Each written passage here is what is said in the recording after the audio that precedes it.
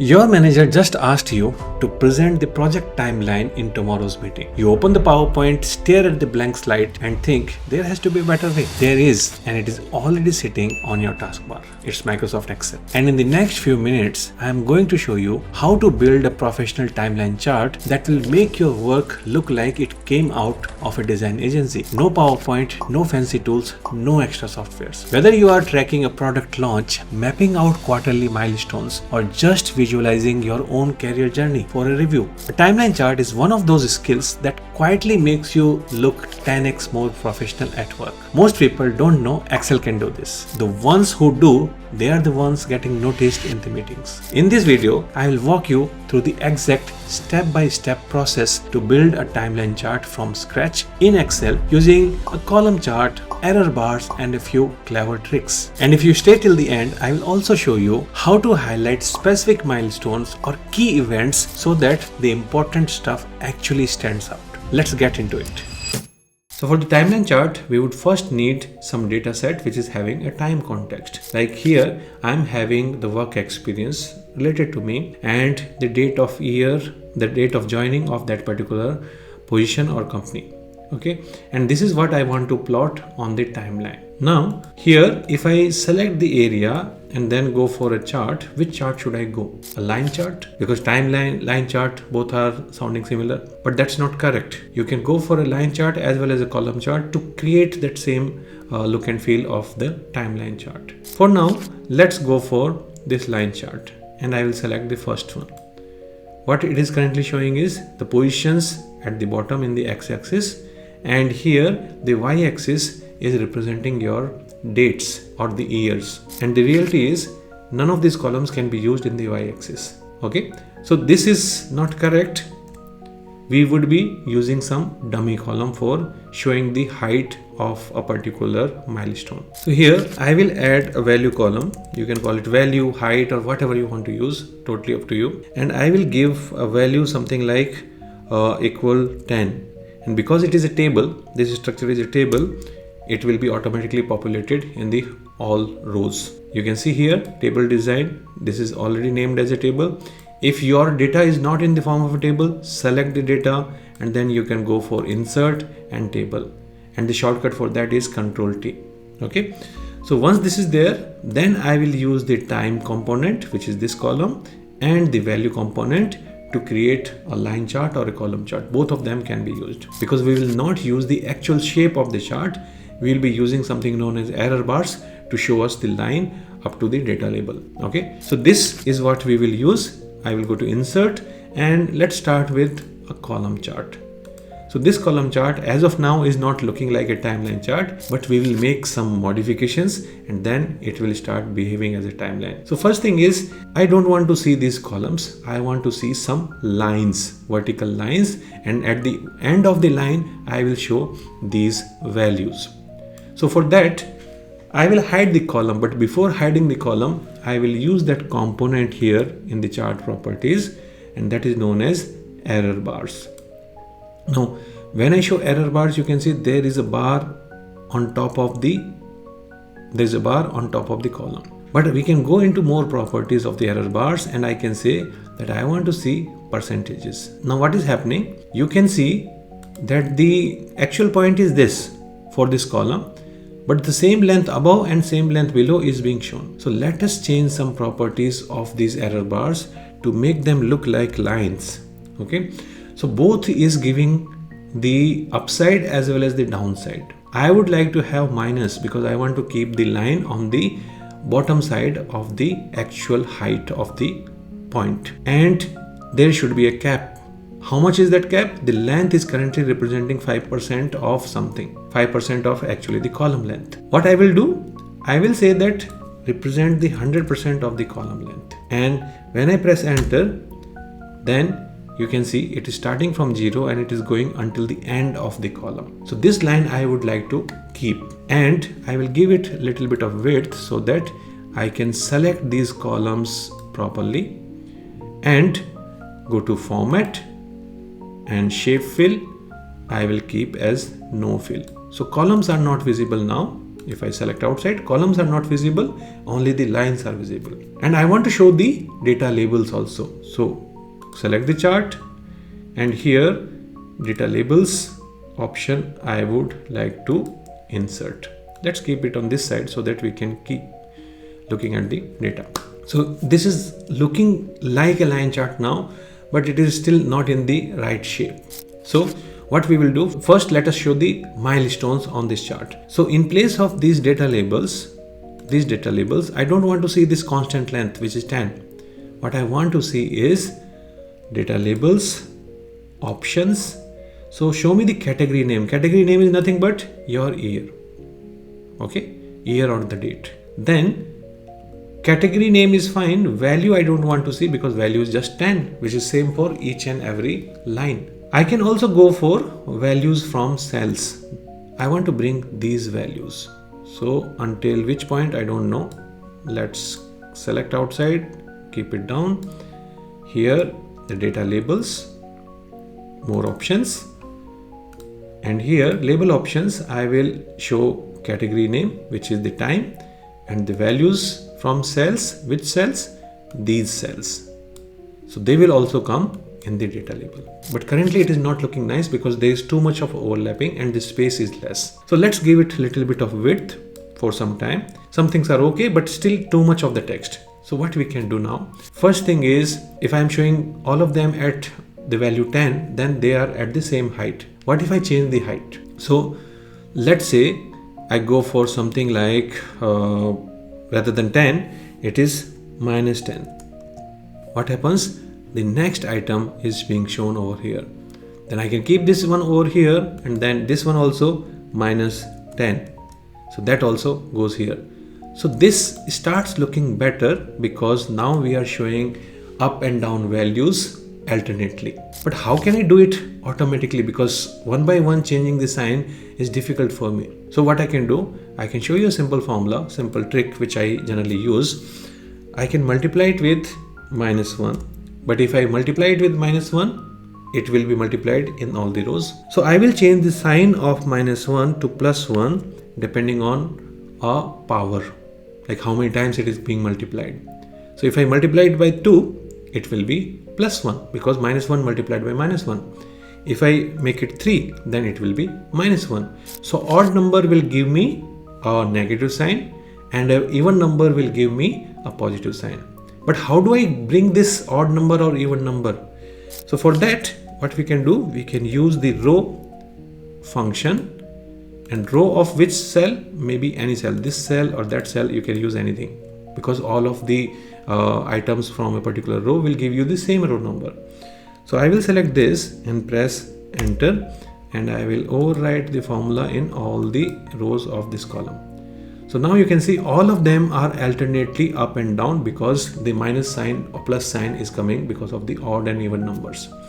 So this is looking better, and because I'm already having the year in the data label, I don't need to see it in the x-axis. So let's select that and modify the properties of x-axis. First of all, where do you want to see the mark? Where do you want to start? You can all decide that. So let's say I want to start from 2005 and I want to end to 2021. Let's keep it that way. How many years? A major point I want to show after every 5 years, minor point 1 year. But because the year is already displayed in the data labels, why do we care about the year in the labels of the x-axis? So currently it is set as next to axis. I can set it to none. So that will be not visible to me because we don't need it. It is a duplicate information for us. Next thing is that we can modify some look and feel of the line also.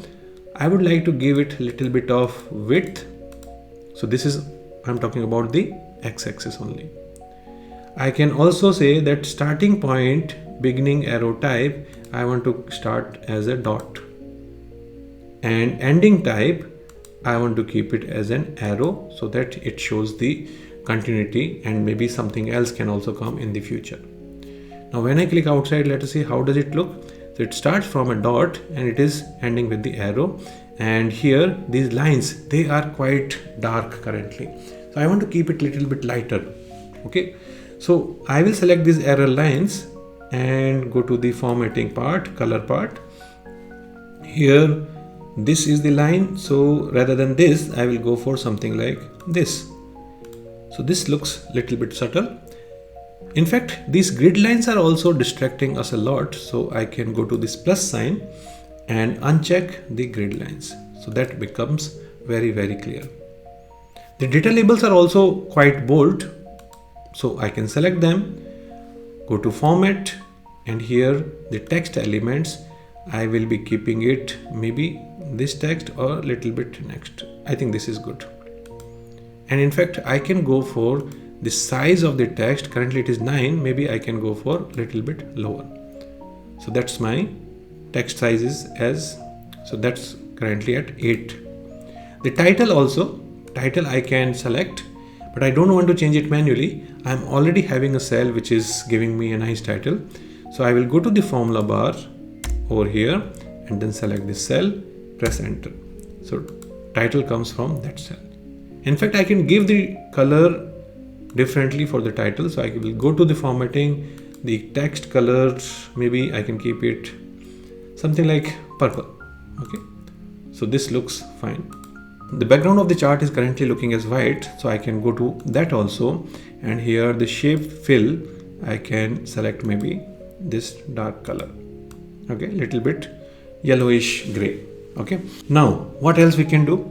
I think this is all looking nice. Only thing is that the length of the text is coming quite high, and it would be good if I can keep the year always in the second line, because it is currently concatenating it.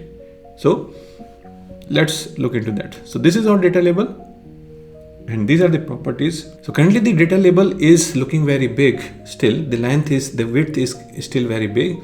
So what we can do, these are the items which are getting combined together, the values from the cells and the category name, and they are separated by comma.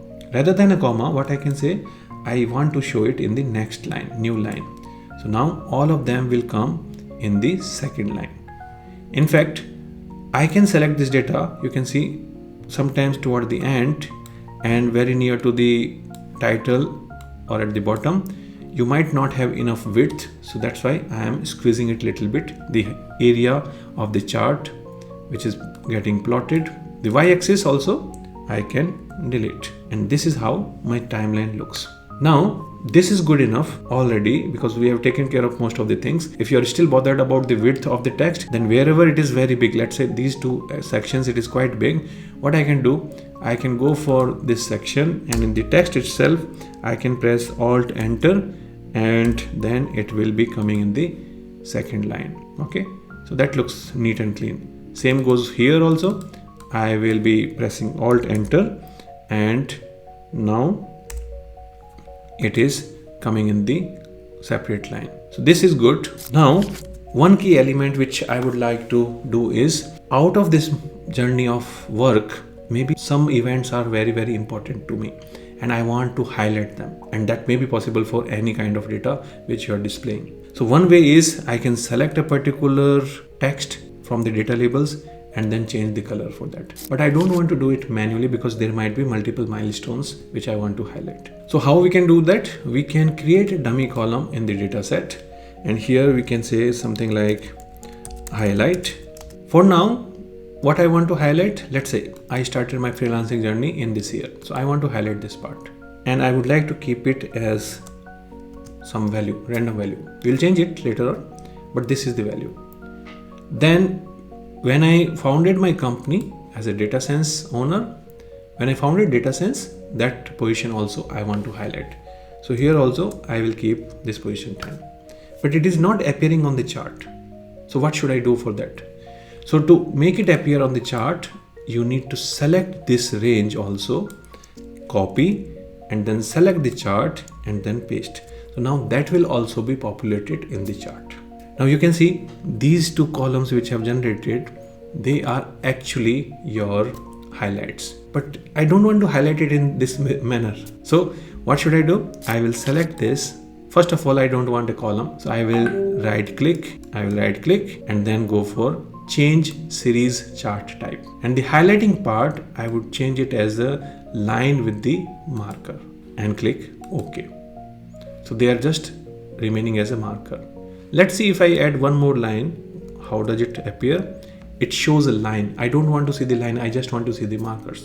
So let's change the properties of this line.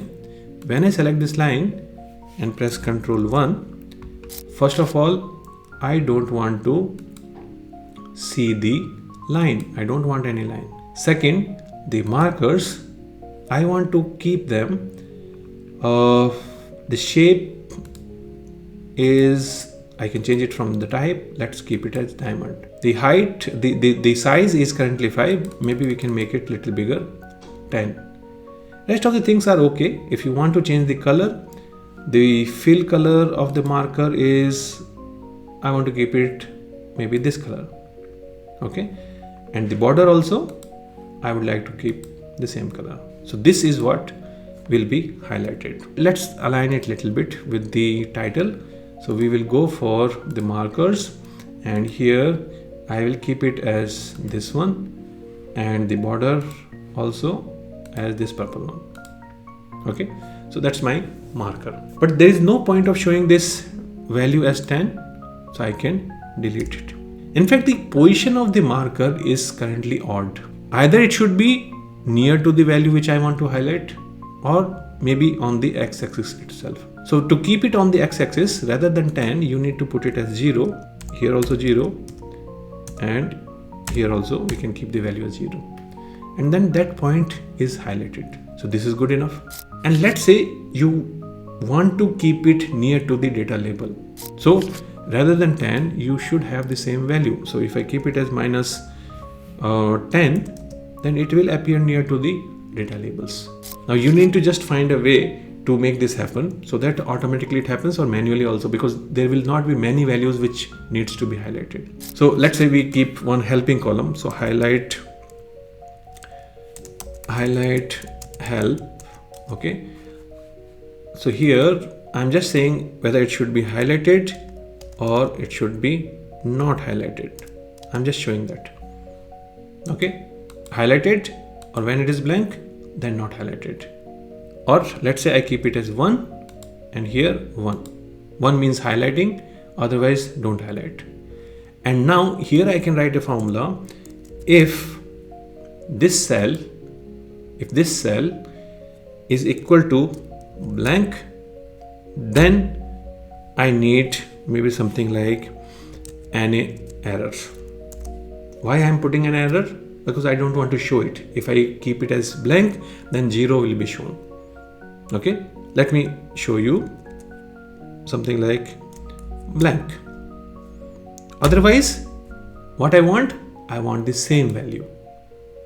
And when I press enter, the results which I am getting is this. Look at this.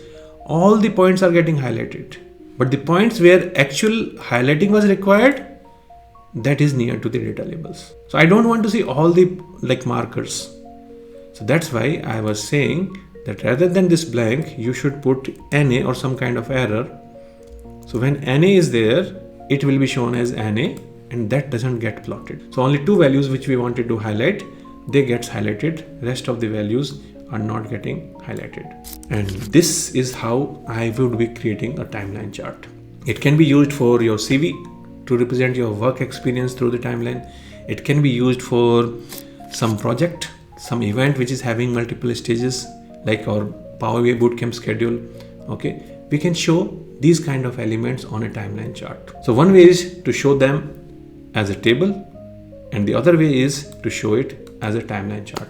And obviously this is much better than the tabular view. And that's your timeline chart built entirely in Excel, ready to be dropped into any report or presentations. If you found this video useful, hit the like button right now. It genuinely helps this kind of content to reach more and more people who are stuck doing this hard way in PowerPoint just like you. Subscribe if you want to keep building these skills which actually makes a difference at your work. I post practical Excel and Power BI tips every week that saves you real time at work. And if you work with project timelines, schedules, or any kind of data at your work, drop a comment below and tell me what you are building this for. I would love to see how you use it. See you in the next one.